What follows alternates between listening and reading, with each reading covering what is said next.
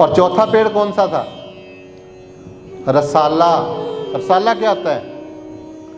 रस देने वाला। कौन सा पेड़ है जो रस देता है? आम का पेड़।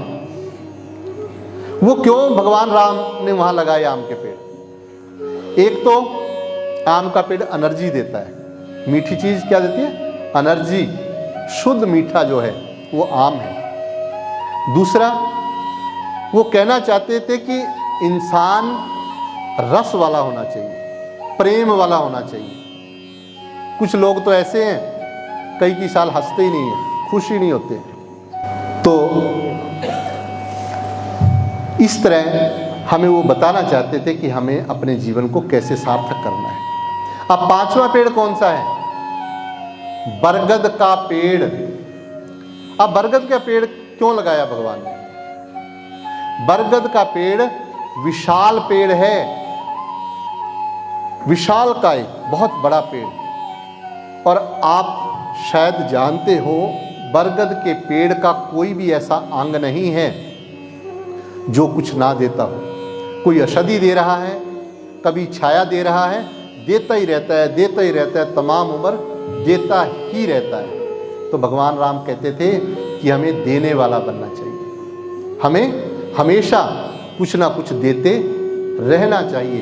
इसलिए हमारे धर्म में दान वीरों की जो गिनती है वो कम नहीं है, वो हमेशा देते ही रहते हैं, देते ही रहते हैं। और जो देते हैं उनको भगवान माला माल कर देता है, बढ़ाता रहता है, बढ़ाता रहता है। जैसे बरगद का पेड़, उसकी उम्र भी बहुत लंबी होती है और वो खुद भी बहुत बड़ा होता है।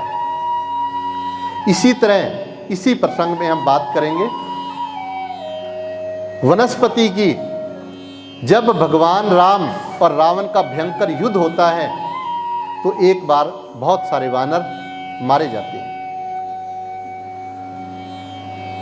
तो भगवान राम पूजा करते हैं और एक वर्षा होती है। बता सकते हैं कौन सी वर्षा होती है? वर्षा होती है जो आज हम घर घर में वो बूटी लगाते हैं, गिलोय। किसकी वर्षा होती है? गिलोय की।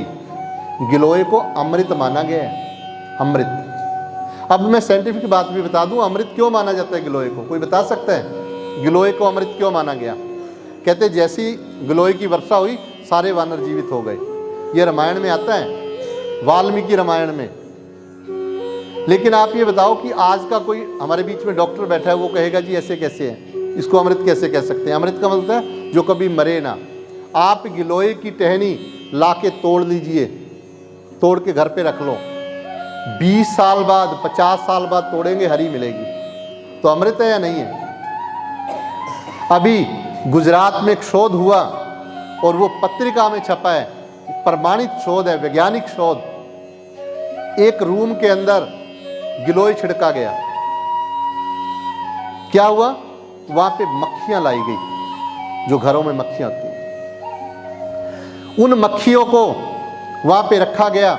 मक्खियों का जो लाइफ स्पैन है, जीवन काल है, वो 25 दिन का होता है। कितने दिन का होता है? 25 दिन का। लेकिन आप देखिए कमाल की बात, वहां पे 85 दिन तक मक्खियां जीवित रही। ये हमारे देश में शोध हुआ और नीदरलैंड में भी पत्रिका में, और वहां पे भी ये प्रयोग किया गया, वहां भी ये प्रयोग सक्सेस हुआ। जो गिलोय 25 दिन की जीवन को 85 दिन का बना सकती है, हमारे वेदों में लिखा है जो ना खाए गिलोय वो जल्दी सोए, वो जल्दी मृत्यु को प्राप्त हो जाता है।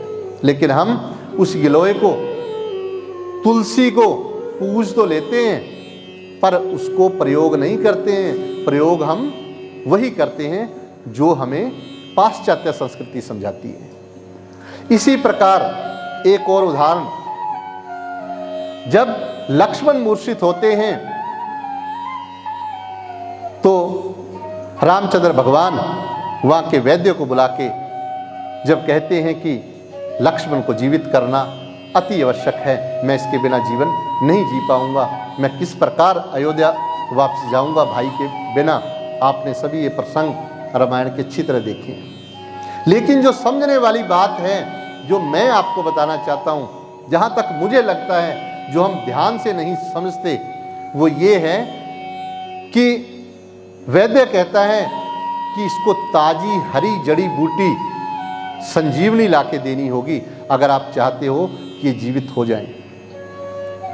तो भगवान राम किसको भेजते हैं? हनुमान जी को। क्यों? क्योंकि हनुमान जी बुद्धि व बल दोनों में पूरे संसार में विख्यात हैं। तो आप हिमालय पर्वत पहुंच जाते हैं, वहां से संजीवनी बूटी का जो पर्वत है उठा के ले जाते हैं। क्यों उठा के लाते हैं? ताकि वो हरी रहे। हनुमान जी लाते हैं और जो वैद्य है निचोड़ के लक्ष्मण के मुंह में डालते हैं तो लक्ष्मण जीवित हो उठते हैं। इसका अर्थ क्या है? इसका अर्थ हम इसलिए नहीं समझ सके क्योंकि हमारे बच्चे संस्कृत नहीं पढ़े हैं। जो मैं कहना चाहता था, हमारे बीच में यहाँ गुरुकुलम से आए हैं। एक बार मैं चाहूँगा कि आप दर्शन दें सामने आके। हमारे यहाँ पे पंचकुला में महाविद्यालय बना है, गुरुकुलम हमारी हरियाणा सरकार ने शुरू किया है। वहाँ पे 50 बच्चों को ये जो आपसी बातचीत है वो भी संस्कृत में करवाते हैं। लेकिन दुख का विषय, इतना बड़ा शहर और बच्चे 50, और इससे भी दुख का विषय है कि कई बार तो इनके वहाँ रहने सहने के प्रबंध तक की कमी आ जाती है। तो कैसे हमारा जो सनातन है वो आगे बढ़ेगा? मैं चाहता हूँ कि हम सभी परंपराओं को आगे बढ़ाएं। जब तक हम संस्कृत को आगे नहीं बढ़ाएंगे तो कैसे आगे बढ़ पाएंगे? जो मैं आपको बताना चाहता था, क्यों संस्कृत की जरूरत है। हमारे आयुर्वेद के ग्रंथ में लिखा, हमारे साम वेद में, यजुर्वेद में लिखा, क्या लिखा? वैद्य ने क्यों कहा कि ताजी बूटी लेके आओ? हमारे ग्रंथ में लिखा कि 5 तरह की दवाइयां हैं। कुछ दवाइयां जब हमारे पास नहीं होती तो मजबूरी में देनी होती हैं, लेकिन असल दवाई क्या है उन्होंने हमें समझाया। असल दवाई है ये कुदरत, ये नेचर, ये प्रकृति। क्या कहा उन्होंने? सवरस कलक श्रूत शीत फाट साहिचेत पेशा यथापूर्व बलादी कम। मतलब कहते सबसे ताकतवर जो बलवान है दवाई वो है ताजी बूटी को लेके निचोड़ दो। कैसे समझाते हैं? यंत्र निष्पीड़िताद द्रव्याद रसै सवरस उच्यते। कहता जब आप ताजी बूटी को निचोड़ोगे जो रस निकलेगा वो दुनिया की सबसे बड़ी चिकित्सा है। लेकिन हम क्या करते हैं? जो ताजी हरी जड़ी बूटियां प्रयोग नहीं करते हैं। हम जो बासी हो गई, जो खत्म हो गई, जो बहुत देर की पड़ी है, पता नहीं क्या बन गई, उनको पीस पीस के दवाइयां देते हैं और कहते हैं जी आयुर्वेद काम नहीं करता। जब हमने प्रकृति नहीं छोड़ी, इस संसार में हमने जड़ी बूटियों को पहचाना ही नहीं है, जड़ी बूटियों की पूजा ही नहीं की है, तो किस प्रकार हम अपने स्वास्थ्य का लाभ ले सकते हैं? भगवान राम इतने बलवान कैसे थे? वानर इतने बलवान कैसे थे?